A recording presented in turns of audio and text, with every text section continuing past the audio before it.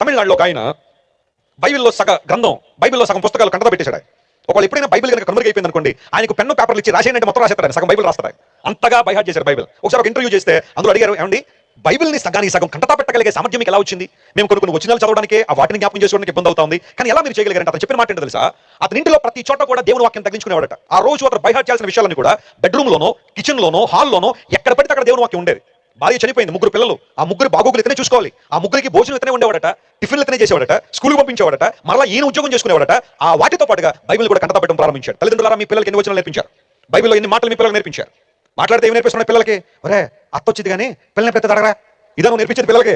ఆ మాటలు నువ్వు నేర్పించేవి దేవుని మాటలొద్దా? నువ్వు నేర్పించద్దా? ప్రభు మాటలొద్దా? అరే ఇగో పాప అమ్మ టేప్ రికార్డర్ ఆన్ చేస్తాను, డాన్స్ అయ్యమ్మ వేస్తుంది. ఇప్పుడు చిన్న డాన్స్ లో పెద్ద డాన్స్ వేస్తుంది. ఏంటా డాన్స్? అమ్మ ఇల్లు విడిచి వెళ్ళిపోతున్నాను, ఎందుకన్నా పెద్ద డాన్స్ ఏం కావాలి నీకు? ఏమి నేర్పిస్తాను పిల్లలకి?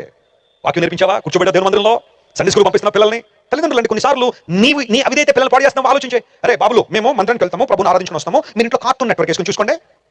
వాడు నువ్వు ఉన్నంతసేపు కార్టూన్ నెట్వర్క్ ఆన్ చేస్తాడు, నువ్వు వెళ్ళిపోయిన తర్వాత ఎంటీవీ ఆన్ చేస్తాడు. వాడు ఏం జరుగుతుంది పరిస్థితి ప్రపంచంలో? Teach your children the word of God, plant the word of God into their hearts, penetrate God's word into your children's hearts. దేవుని వాక్యాన్ని పిల్లల హృదయాల్లో నాటండి. ఈ ద్వారానికి నేను పెట్టే పేరేంటో తెలుసా? దేవుని వాక్యాన్ని కలిగిన ద్వారము. హల్లెలూయా.